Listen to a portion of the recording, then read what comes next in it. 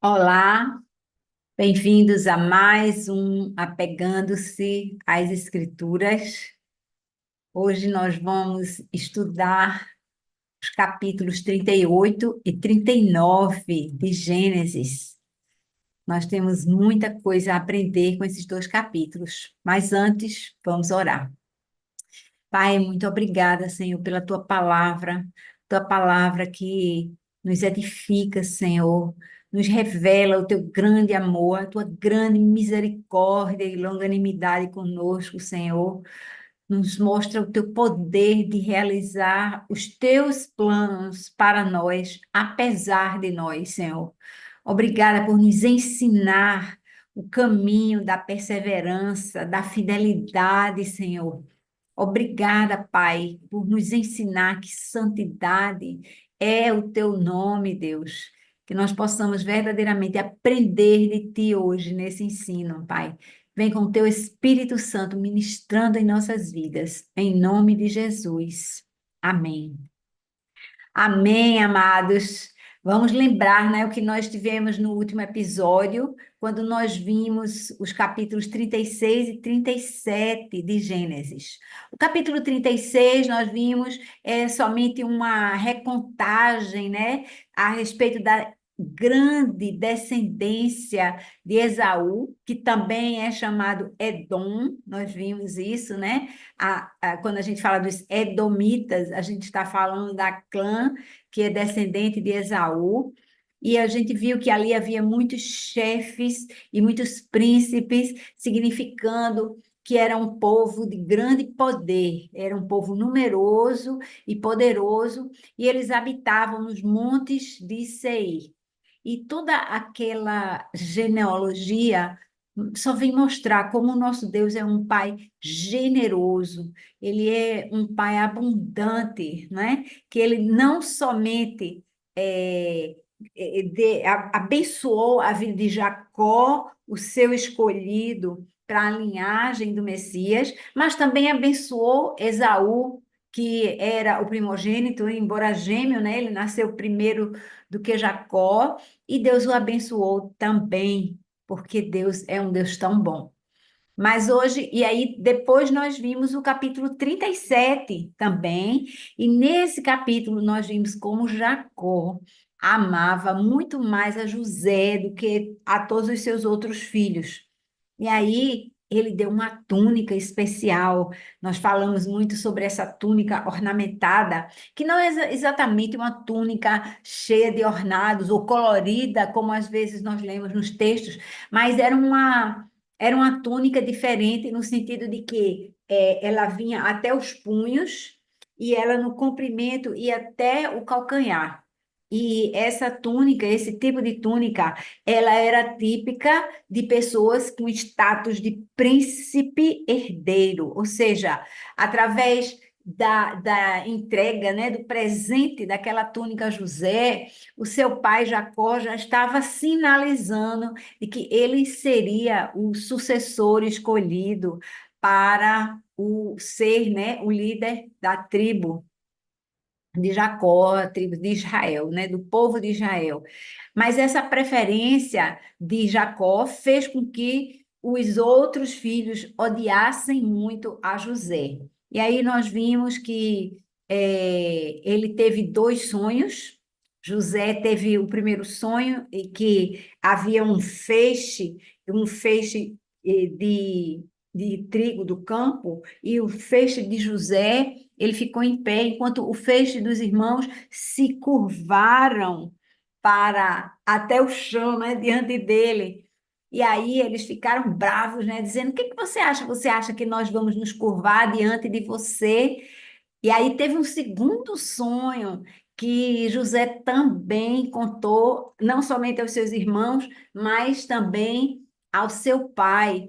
E ali naquele segundo sonho havia um sol, uma estrela e um sol, uma lua e 11 estrelas, e todos eles se curvavam diante dele. E aí, de novo, a interpretação, né? Você acha que nós vamos nos curvar diante de você? E tudo aquilo levava aqueles irmãos a odiarem muito José, e nós vimos que um dia esses irmãos foram levar o gado a pastar perto de Siquém, lá aquela cidade onde tinha acontecido aquela matança, e Jacó pediu ao filho José que fosse lá encontrar os irmãos e trazer notícia deles.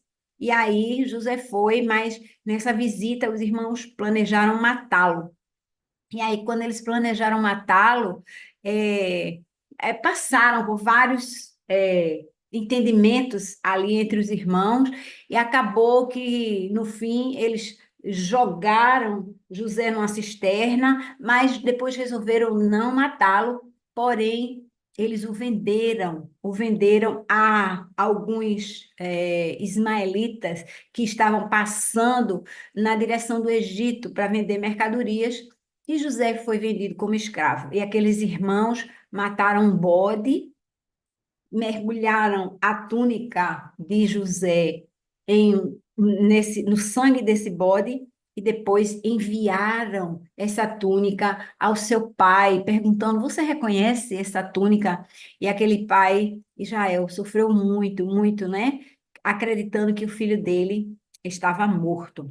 Mas o capítulo 37 se encerra com um versículo. O versículo 36 diz que no Egito, os midianitas venderam José a Potifar, que era um oficial do faraó e capitão da guarda. Ou seja, mesmo diante de toda aquela perseguição dos irmãos, José, ele foi vendido a um oficial da casa de faraó, e aí agora ele estava fazendo parte da corte do Egito.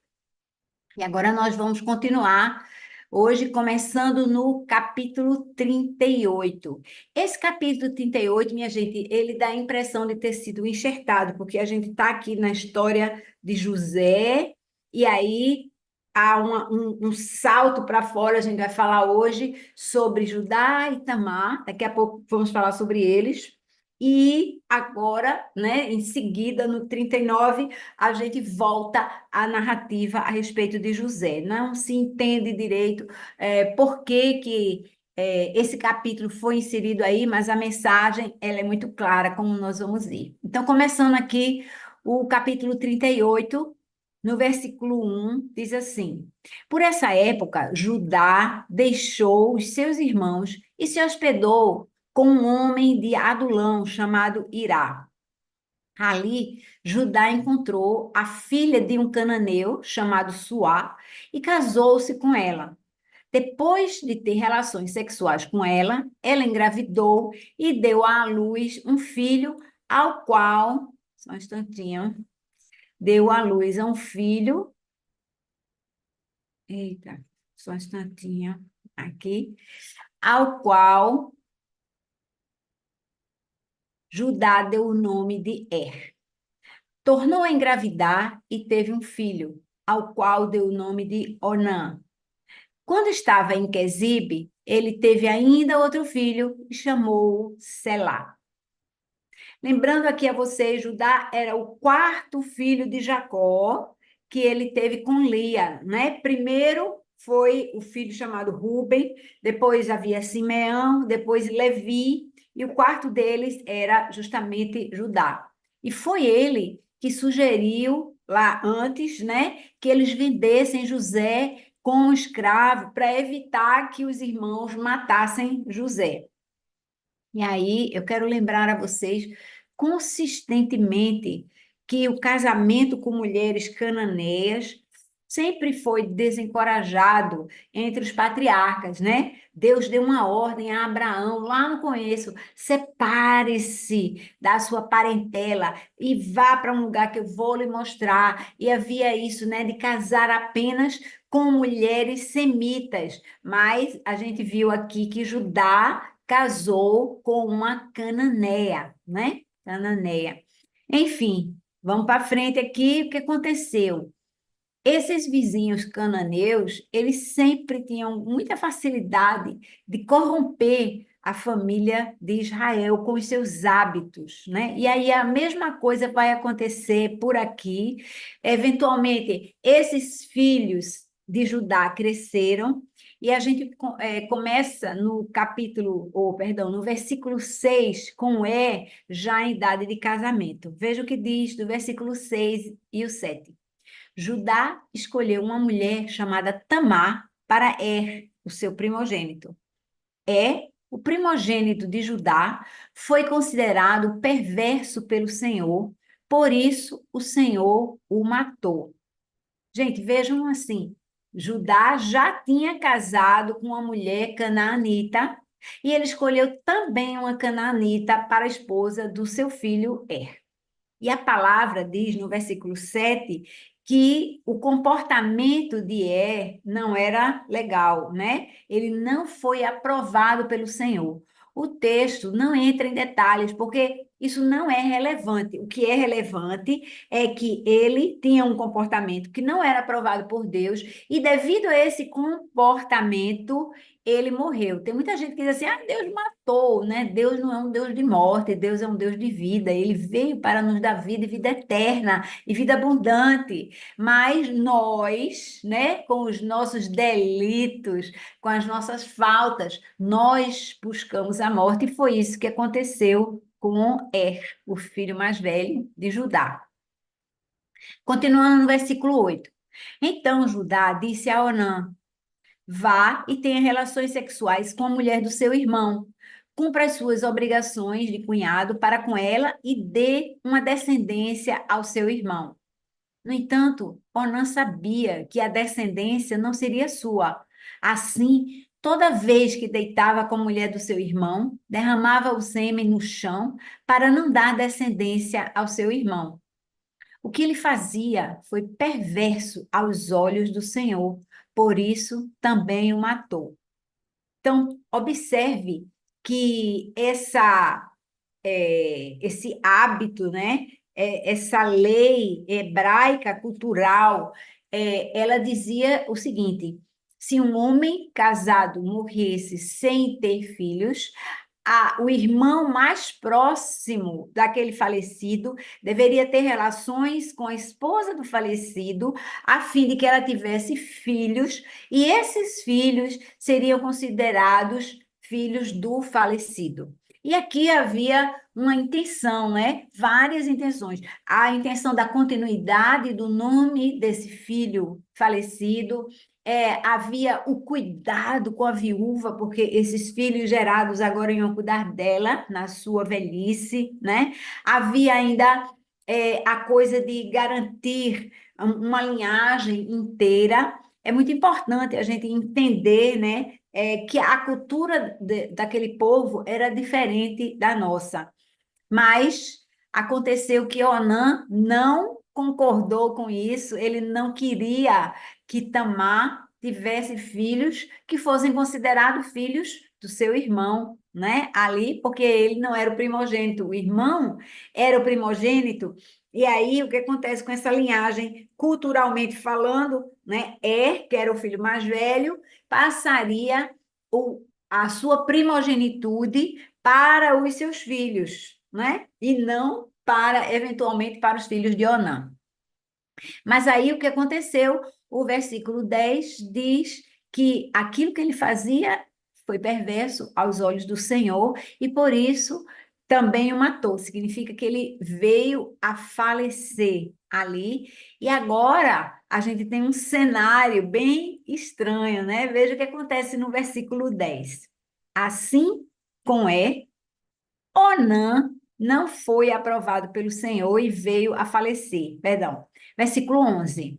Então Judá disse a Tamar, sua nora: fique como viúva na casa do seu pai, até que Selá, o meu filho, cresça. Disse isso porque temia que ele viesse a morrer como os seus irmãos. Assim, Tamar foi morar na casa do pai. Eu quero que vocês percebam aqui o que está acontecendo sutilmente, né?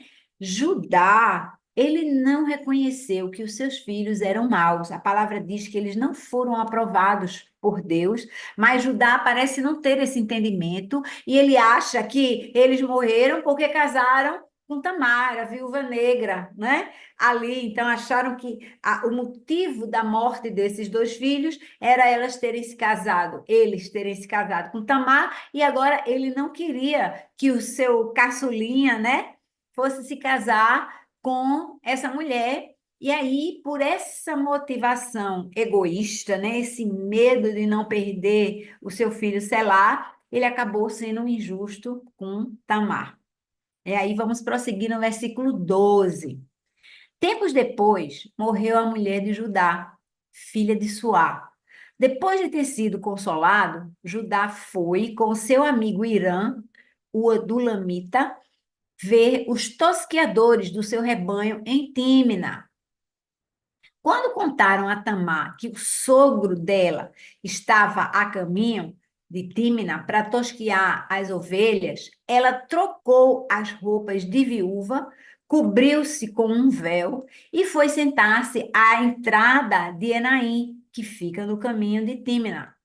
Fez isso porque viu que, embora Selá fosse um homem feito, ela ainda não havia sido dada a ele como esposa. Então, observe o que está acontecendo aqui. A Bíblia não está narrando tempos e tempos, né? Não está medindo, contando o tempo, registrando quantos anos se passaram, mas a palavra está dizendo que Selá era um homem feito. E, portanto, aquele pai, né? Judá, ele já deveria ter entregue esse filho para ter relações com Tamar, para que ela tivesse filhos, ela gerasse a descendência do seu esposo, que era o primogênito. Mas o que aconteceu, né? Judá fez de conta que não tinha nada acontecendo e deixou ela continuar na casa do seu pai. Já errou Judá aí. Por outro lado, Tamar, o que ela resolveu fazer? Ela resolveu que ela ia se disfarçar de prostituta, então ela tirou as vestes de viúva e foi se colocar na porta, né, da cidade, a caminho de Tímina. Por quê? Porque o sogro dela, ela ficou sabendo que ia passar por ali. Mas a palavra diz assim, que ela deveria, né, estar recebendo aquele filho de de Judá, mas como ela não recebeu esse filho, ela resolveu agir por conta própria. Continuando no versículo 15. Quando a viu, Judá pensou que fosse uma prostituta, porque ela havia coberto o rosto. Não sabendo que era sua nora, dirigiu-se a ela à beira da estrada e disse: Venha, quero me deitar com você. Ela lhe perguntou: O que você me dará para deitar-se comigo? Ele respondeu: Eu mandarei para você um cabritinho do meu rebanho. Ela disse: Só se você me der uma garantia até mandá-lo. Judá perguntou: Que garantia devo dar-lhe? Ela respondeu: O seu selo com o cordão e o cajado que você tem na mão. Ele lhe entregou os objetos e teve relações sexuais com ela. Assim, Tamar engravidou dele, né? Engravidou de quem? De Judá, o pai do seu esposo ali. Então, veja o que aconteceu, né? Tamar, ela não estava interessada em pagamento, ela não estava se prostituindo por dinheiro, enquanto Judá ofereceu a ela um cabritinho, mas ele não tinha ainda, porque ele estava a caminho do lugar onde o seu gado estava sendo pastoreado, ali. A Tamar, ela estava interessada na garantia, e ela sabia exatamente o que ela queria como garantia. E aí, ela guardou essa garantia e observe que a garantia era o selo de Judá e ela identificava Judá de maneira única, né? E aí, o que aconteceu ali? Tamar engravidou dele, diz o texto. Observe que essa gravidez, ela foi planejada por Tamar, mas ela certamente fazia parte dos planos de Deus. Eu quero relembrar a vocês de novo e de novo. Gente, embora as circunstâncias entre nós pareçam estranhas ou difíceis, mas Deus está sempre no controle. A palavra de Deus diz que não cai uma folha de uma árvore sem que Deus permita. Ele não ia permitir essa gravidez de Tamar se não estivesse nos planos dele. E aí, continuando no versículo 19. Ela se levantou e foi embora, tirou o véu e tornou a vestir as roupas de viúva. Judá mandou um cabritinho por meio do seu amigo Adulamita, a fim de receber de volta das mãos da mulher a garantia, mas ele não a encontrou. Então perguntou aos homens do lugar: onde está a prostituta cultual que costumava ficar à beira do caminho de Enaim? Eles responderam: aqui não há nenhuma prostituta cultual. Assim, ele voltou a Judá e disse: não a encontrei. Além disso, os homens do lugar disseram que lá não há nenhuma prostituta cultual. Judá respondeu: que ela fique com o que lhe dei. Não quero que nos tornemos objeto de zombaria. Afinal de contas, mandei a ela este cabritinho, mas você não a encontrou. Veja que Judá tentou fazer o pagamento com o preço estabelecido, um cabritinho, mas Tamar tinha desaparecido. E aí, o que é que ele pensou? Ele desistiu dos objetos que ele tinha deixado na mão da suposta, né, prostituta cultual e pensou, problema dela que perdeu o cabritinho que eu ia usar de pagamento, né? Ele achou isso. Mas aí vê o que acontece na continuidade do texto. É, continuando aqui, versículo 24. Cerca de 3 meses mais tarde, disseram a Judá: Tamar, a sua nora, prostituiu-se e assim ficou grávida. Então Judá exclamou: tragam-na para fora e queimem-na viva. Quando ela estava sendo levada para fora, mandou o seguinte recado ao sogro: estou grávida do homem que é dono dessas coisas. Disse ainda: veja se o senhor reconhece a quem pertencem esse selo, este cordão e este cajado. Judá os reconheceu e disse: ela é justa, não eu, pois eu devia tê-la entregue a selar o meu filho. E ele nunca mais voltou a ter relações sexuais com ela. Observe o que está acontecendo aqui. A gente vê primeiro um julgamento precipitado de alguém que foi levar a notícia a Judá, acusando Tamar de prostituição. Ninguém sabia, ela estava grávida, ninguém sabia como isso tinha acontecido, né? E aí disseram que ela tinha se prostituído. Pior ainda é a reação de Judá, porque o que que ele disse? Tragam-na para cá, vamos matar essa mulher. Pense numa solução perfeita para ele que não queria dar o seu caçulinha selar para ter relações com aquela viúva, Tamar, né? Aí ele disse: ah, ela se prostituiu, então ela vai agora ser morta, ia ser apedrejada pela lei, né? Mas acontece que, com aquela garantia que Tamar pegou de Judá, ela mostrou que não é somente ela que estava errada, ele também estava errado. E aí, versículo 26, Judá reconhece, né, aqueles objetos como sendo dele e declara, né, ela era mais justa do que eu. Ele sabe que ele é o pai daquela criança, ele entende que ele errou. E aí entende-se que agora Tamar estava tendo o seu lugar como a matriarca dessa família onde ela casou, né? Ela foi casada dentro dessa família. Ela foi tomada para dentro dessa família. E aí, chegando no versículo 27. Quando chegou a época de Tamar dar à luz, descobriu-se que havia gêmeos no seu ventre. Enquanto ela dava à luz, um deles pôs a mão para fora. Então a parteira pegou um fio escarlate e amarrou no pulso do menino, dizendo: Este saiu primeiro.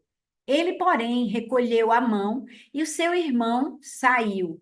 Então ela disse: Você conseguiu uma brecha para sair. Por isso deu-lhe o nome de Perez. Perez. Depois saiu o seu irmão, que estava com o fio escarlate no pulso, e foi-lhe dado o nome de Zerá. E agora veja o que está acontecendo aqui. Embora Judá e Tamar, os dois estivessem em falta, minha gente, o Senhor foi bom a ponto de permitir que o filho que foi fruto dessa relação entre eles, a saber, Perez, fosse parte da ancestralidade de Jesus. Anote aí, se você quiser, se você tiver com a canetinha e papel na mão, na sua Bíblia, você pode verificar que Perez é ancestral de Jesus, o Messias. Isso está em dois evangelhos diferentes. O Evangelho de Mateus, capítulo 1, versículo 3, que tem uma genealogia de Jesus, e também no livro de Lucas, Lucas 3, 33 também coloca Pérez, filho de Judá, como ascendente, né, ancestral de Jesus. E lembra que Jesus é o leão da tribo de Judá. E através de Pérez é que a linhagem continua até Jesus. Isso encerra para nós o capítulo 38. Vamos agora para o capítulo 39.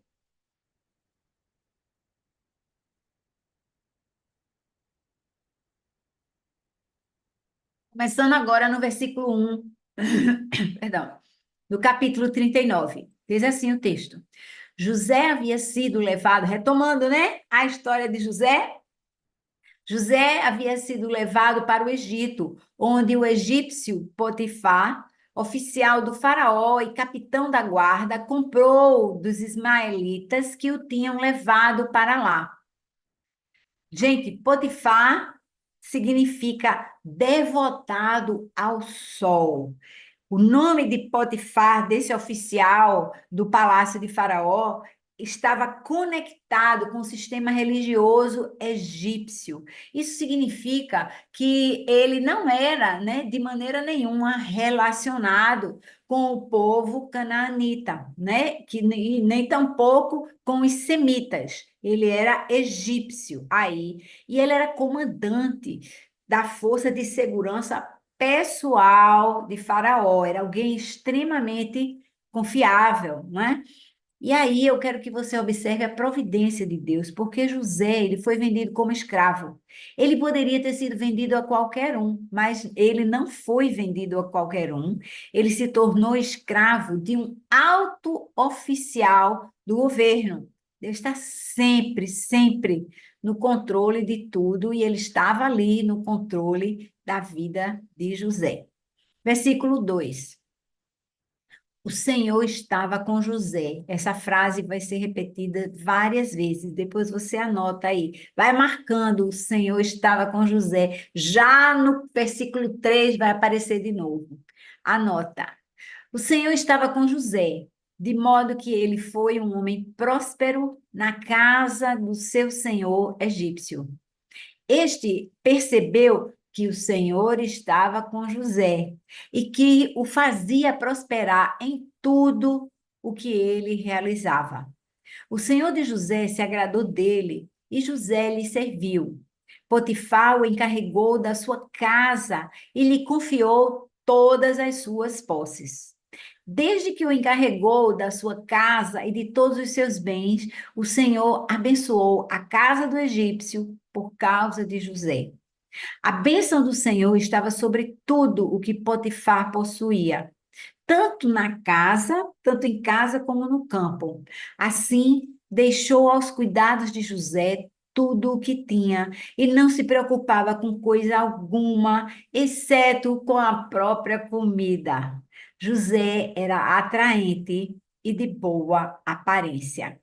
Então, de novo, a gente vê a repetição, né? Além de o Senhor estava com José, que aparece nos versículos 2 e 3, a gente também vê a repetição de foi um homem próspero, né? Ele não somente foi um homem próspero, mas Deus diz que Deus fazia José prosperar em tudo. De novo, versículos 2 e 3. Então, a gente observa esse padrão, né? O padrão do favor, padrão da cobertura, do cuidado, do manto do Senhor em cima, né, da pessoa. Observe que, além da proteção à pessoa de José, a bênção do Senhor estava sobre a casa de Potifar.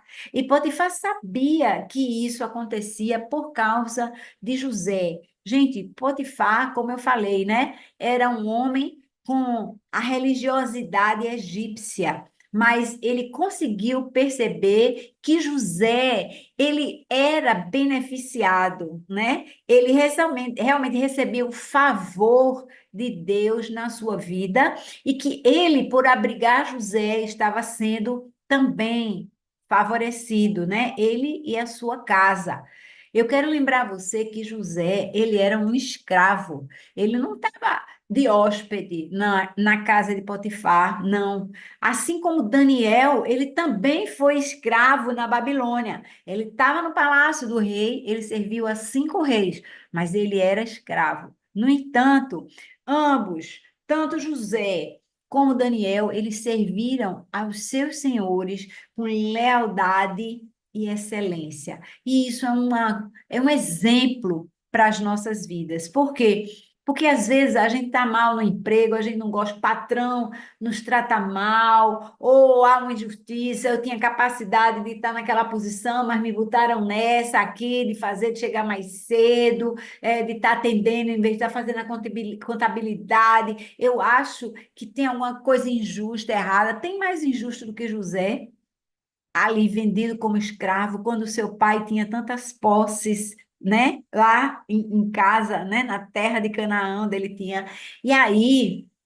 Eu quero dizer a você que a ação de José foi uma ação de lealdade, uma ação de excelência que abençoou o lar de Potifar. Qualquer que seja a sua, a minha situação, nós cristãos que entregamos a nossa vida a Jesus, nós precisamos abençoar as pessoas que estão ao nosso redor, né? Vamos permitir que o mundo ao nosso redor perceba como eles são abençoados por nos terem por perto, por estarem à volta de pessoas abençoadas. O céu desce a terra para nós e acaba transbordando para essas pessoas. Isso é sinal de que nós pertencemos ao reino de Deus. Amém? Então, continuando agora no versículo 7. Depois de certo tempo, a mulher do seu senhor começou a olhar para ele com desejo e o convidou: Deite-se comigo. Ele, porém, recusou e lhe disse: O meu senhor não se preocupa com coisa alguma da sua casa e deixou tudo o que tem aos meus cuidados. Não há ninguém nessa casa maior do que eu. Ele nada me negou, a não ser a senhora, porque é a mulher dele. Como poderia eu, então, cometer algo tão perverso e pecar contra Deus? Assim, embora ela insistisse com José dia após dia, ele se recusava a deitar-se com ela e evitava ficar perto dela. Gente, aqui eu quero comentar 3 coisas muito importantes que a gente pode observar. Veja aqui que nesse versículo 8, José demonstrou gratidão ao seu Senhor. Ele diz: O meu Senhor deixou tudo que ele tem aos meus cuidados. O meu Senhor confia em mim. O meu Senhor nem se preocupa com coisa alguma, ou seja, ele não está conferindo nada, né? Ele não está atrás de mim para ver se eu fiz a coisa certa. Então, eu vou respeitar, eu vou ser grato ao meu Senhor. Depois ele diz: mulher. Ele me deu tudo, dá acesso a tudo, controle sobre tudo, mesmo a senhora, porque a senhora é a mulher dele. Eu respeito a mulher de Potifar.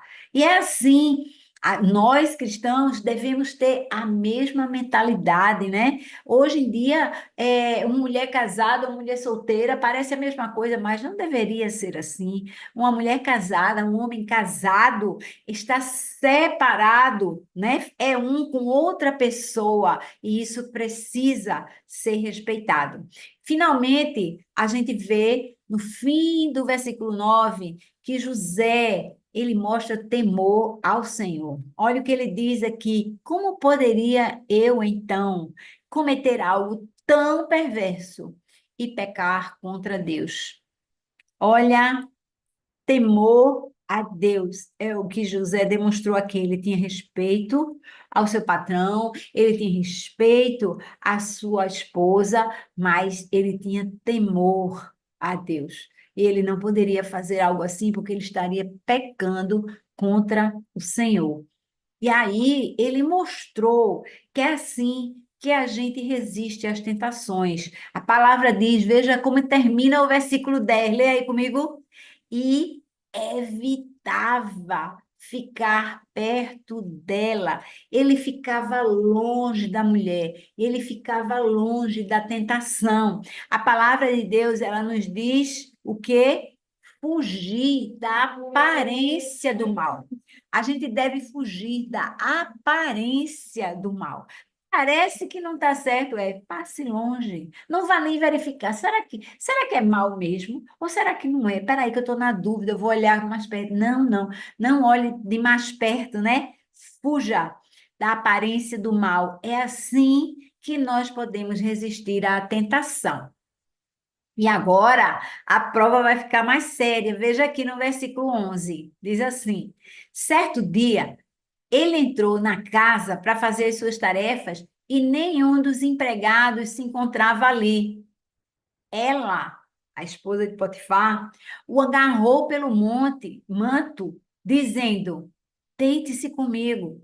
Ele, porém, fugiu da casa, deixando o manto na mão dela. Gente, José, ele não se importou de parecer covarde, de parecer um bobo, né? Ele resistiu como pôde, ele saiu correndo, ele foi-se embora, ele não deu bobeira, ele não deu uma chance para aquilo que aquela mulher queria se tornar realidade, se consumar. Ele não permitiu. Veja o que diz a palavra de Deus em 2 Timóteo 2:22. Essa é fácil de gravar porque só tem dois nessa história. É 2 Timóteo, capítulo 2, versículo 22. Diz assim: fuja das paixões da mocidade e busque a justiça, a fé, o amor e a paz com aqueles que de coração puro invocam o Senhor.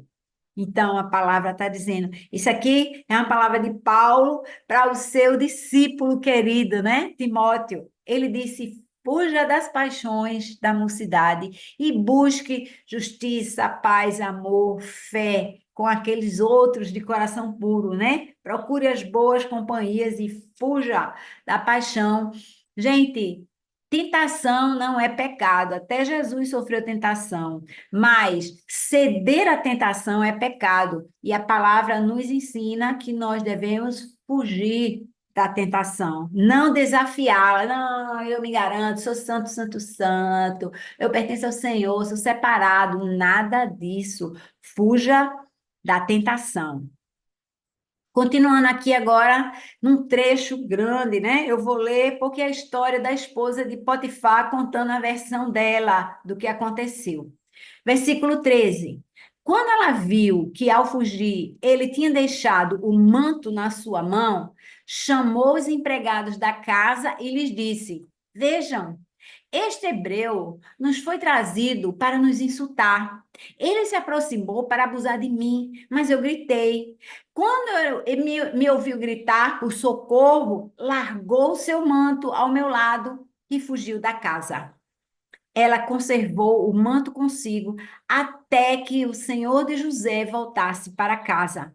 Então repetiu-lhe a história. Aquele escravo hebreu que você nos trouxe aproximou-se de mim para me insultar. Quando, porém, gritei por socorro, ele largou o seu manto ao meu lado e fugiu da casa. Veja bem, o texto não fala nada acerca de uma defesa de José.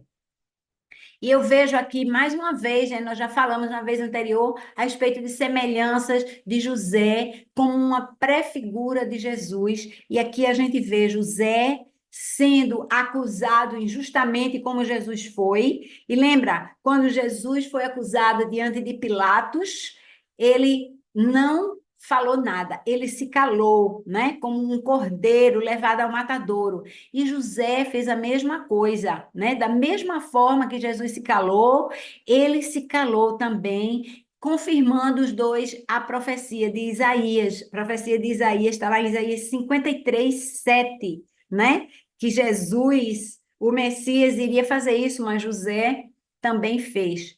E aí, o que é esperado, né? José acaba na prisão.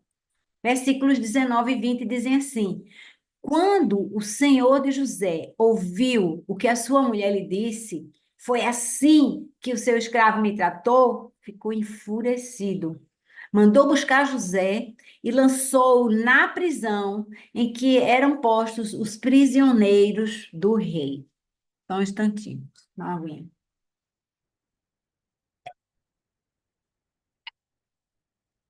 E aí a gente vê a mão do Senhor. Por quê? Porque Por quê? Porque José, ele vai parar numa prisão em vista de uma acusação falsa. Mas é justamente essa prisão que vai trazer José para perto de quem? A gente sabe no futuro, né? Vou dar um spoiler aqui do padeiro, né? E do cara que tomava conta do vinho do rei. E aí essa história vai continuar. Mas ele foi colocado ali, e do ponto de vista de José, era somente uma prisão injusta, né? Mas a gente precisa se apegar, e eu acho que José não sabia, obviamente, dessa palavra como parte das Escrituras, porque está em Romanos 8:28, né? Está no Novo Testamento, mas eu tenho certeza que no coração dele José sabia disso. A palavra em Romanos 8:28, ela diz: todas as coisas cooperam juntamente para o bem daqueles que amam a Deus e são chamados segundo o seu propósito. José foi chamado segundo o propósito de Deus. Deus tinha propósito na vida de José, e não é à toa que ele saiu da sua parentela, foi vendido como escravo para um oficial, um alto oficial do faraó. E aí ele estava agora na terra do Egito, que era plena, que era abundante, né? Para servir ao propósito que o Senhor tinha pela frente. E agora a gente vê o que vai acontecer com José na prisão. Versículos 21 a 23, concluindo o capítulo. O Senhor estava com ele e o tratou com amor leal, fazendo que o carcereiro se agradasse de José. Por isso, o carcereiro o encarregou de todos os que estavam na prisão, e José se tornou responsável por tudo o que lá sucedia. O carcereiro não se preocupava com nada do que estava a cargo de José, porque o Senhor estava com José. Já ouviram isso de novo? O Senhor estava com José e o fazia prosperar em tudo o que ele realizava. Vocês estão vendo aqui no final desse capítulo, né, no finzinho do versículo 23, o Senhor estava com José e o fazia prosperar em tudo que ele realizava. Vocês se lembra do que a gente viu nos versículos 2 e 3 desse mesmo capítulo aqui. Depois você passa lá e olha de novo, dá uma olhadinha aí do lado na tua Bíblia, para você ver a repetição disso, porque Deus fica dizendo assim: não importam as circunstâncias, é verdade que José foi injustiçado, é verdade que ele foi caluniado, é verdade que ele foi parar na prisão quando ele não merecia, mas a palavra de Deus diz: o Senhor estava com ele e o Senhor, estando com ele, ele o fazia prosperar em tudo que ele realizava. E isso era evidente para pessoas que não conheciam ao Senhor, né? As bênçãos e o favor do Senhor, elas seguiam José onde quer que ele estivesse. Aqui a gente vê mais uma vez, né? Apesar de José estar sofrendo as injustiças, ele não reclamava, ele não murmurava, ele não apontava o dedo, não, foi a mulher que falou uma mentira dela, assim, foi ela que mandou os entregar tudo embora de casa para acusar os outros. E veja, mesmo que alguém comprovasse que aquilo era verdade, ele ia estar envergonhando a mulher do seu chefinho, né? Do seu senhor, que ele gostava tanto, Potifar. Ele não fazia isso, ele preferiu continuar confiando em Deus, porque Deus tinha revelado a José, através daqueles sonhos que nós vimos, né? No passado, que ele tinha um plano, Deus tinha um plano na vida de José. E eu digo uma coisa: Deus tem um plano na minha vida, Deus tem um plano na sua vida. E nós precisamos honrar esse plano de Deus e não sair por aí estabanadamente fazendo qualquer coisa que apareça, né, na nossa mente. Nós precisamos ser instrumentos de Deus, não só para realizar os planos dele, mas note que aqui o plano ainda estava em processo, ele ainda estava sendo construído. Mas nesse meio tempo, apesar das circunstâncias da- e- injustas, né, desagradáveis, às quais José estava se submetendo, o que estava acontecendo é que ele prosseguia, e ele prosseguia com um comportamento excelente. Ele prosseguia com um comportamento digno do nome do Senhor. Ele era, apesar de ter sido retirada, né, a sua túnica de herdeiro, ele prosseguia como um herdeiro, uma pessoa honrada, uma pessoa confiável, uma pessoa abundante. Era assim que José era visto, era essa imagem que ele passava e ele continuava abençoando. A palavra aqui nesse trecho ela diz que o carcereiro, ele não se preocupava com nada que estava a cargo de José. Ele simplesmente colocou tudo nas mãos de José e José era responsável por tudo que sucedia. Ele estava encarregado de todos os prisioneiros da casa do rei. Então, assim, ele era digno de confiança. Para as pessoas que eram da confiança do rei, José era uma pessoa de confiança. Ele era confiável, ele era excelente, ele fazia as coisas com boa vontade, ele procurava honrar. São duas palavras importantes que nós precisamos guardar a partir desse texto, desse ensino aqui, aprender com José. Essas palavras são lealdade e excelência. Minha gente, lealdade e excelência. Muitas vezes a gente trabalha no ministério, José estava ali como escravo e ele trabalhava com lealdade e excelência. Às vezes a gente é voluntário, voluntário no ministério e a gente não trabalha com excelência, a gente chega atrasado, a gente falta, não, não deu para mim não, hoje não vai dar para mim não, não vou poder, arrumar aí um substituto para mim. A gente não faz as coisas como devia, não faz o dever de casa, não se prepara, não ora, não faz a nossa parte. falta excelência muitas vezes no nosso trabalho, às vezes falta lealdade, aí eu falo mal do meu líder, eu reclamo do jeito do líder, eu acho que o líder tomou decisões erradas, eu acho que o líder foi injusto, ele escalou aquele ali, mas era a minha escala e tal. A gente não pode agir assim, a gente precisa verdadeiramente demonstrar lealdade àqueles que a gente, que Deus colocou sobre nós em liderança. É muito importante que a gente, a palavra também diz de Deus, toda liderança é divinamente constituída. Sabia disso? Toda liderança, eu estou citando palavra por palavra a Bíblia. Toda liderança, ela é divinamente constituída. Então, nós precisamos demonstrar lealdade à nossa liderança. Nós precisamos desempenhar com excelência o nosso papel. Nós precisamos assim, abençoar todas as pessoas que estão ao nosso redor.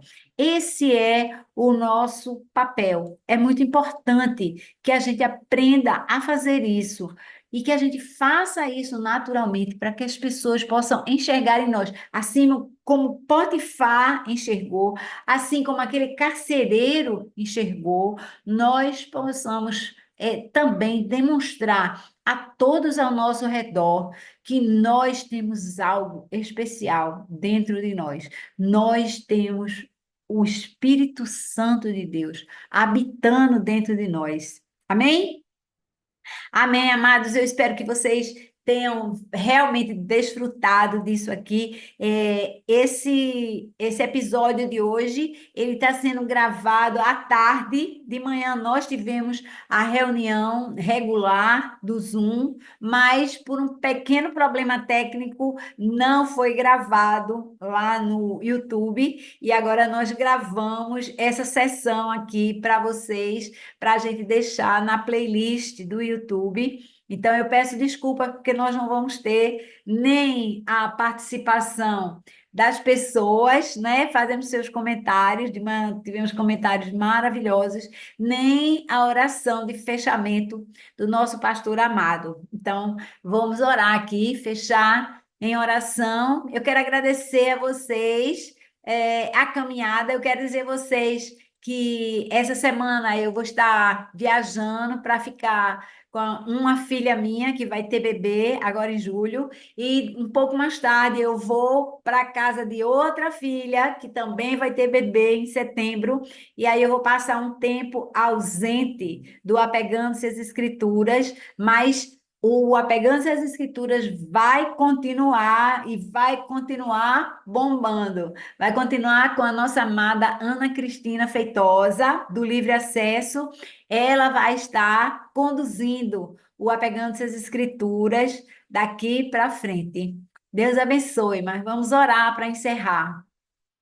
Deus, eu te agradeço. Deus, te agradeço por essa palavra de abertura de olhos, Senhor. Ó, Senhor, não deixa que nós sejamos como Judá, que esqueceu todo o ensino que recebeu na sua casa e agora se misturou com mulheres cananeias, escolheu uma mulher cananeia para os seus filhos, depois usou de injustiça mesmo contra essa mulher cananeia.